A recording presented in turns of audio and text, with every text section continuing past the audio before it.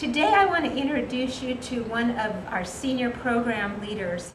Dave here is the director of our British Columbia Center, and he's also an emergency physician and director of the hyperbaric oxygen chamber. He has a wealth of experience in different kinds of martial arts and in different self-defense systems, and we feel very honored that he's decided to invest most of his self-defense energy into Kidpower.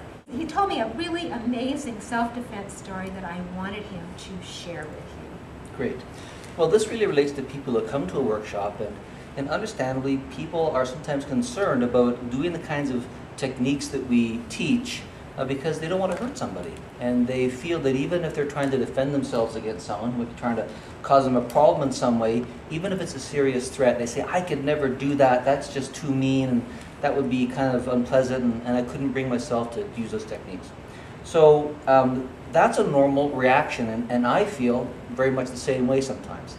I've been an emergency doctor for almost 20 years, and I've seen the results of violence, and violence frightens me. I don't like violence, it scares me, and I've seen the results of it, and it's real. It's not like in a video, and it's not like in a game, and it's not like on TV. So, and the last time I was in a fight was in grade 5, and I lost. So violence frightens me, and I understand when people are adverse to being violent.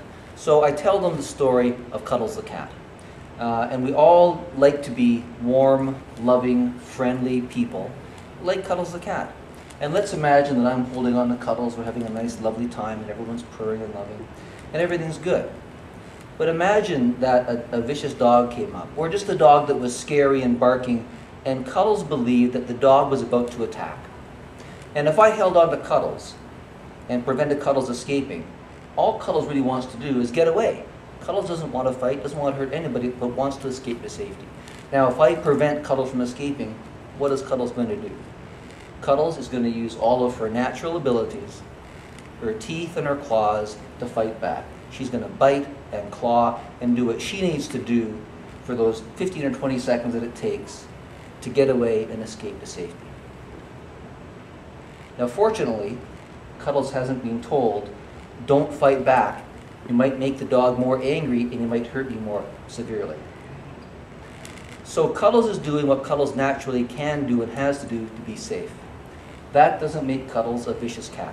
Well, I really enjoyed that story, Dave. Thanks. And could you say something about what you've got on there, what you've got next to you? Sure. What you're seeing here is the suit that we use to teach the full force skills of Kidpower. I'm wearing shoulder pads that are padded in the front and the shoulders. I'm padded in the abdomen. I'm padded in the front of my thighs. I'm padded in the groin. And I also have this very large helmet, which is a football helmet with about 4 inches of foam and eye mesh that fits over top of all this and fits together so that I can take full force blows. And I don't get hurt, and the participant doesn't get hurt. They learn what it's like to really hit a target so they can learn to use the power they have to keep themselves safe. And that way we all get to practice being Cuddles the Cat. That's right. Going from being a nice person to still being a nice person, but a nice person facing a problem and protecting ourselves. By doing what they have to do.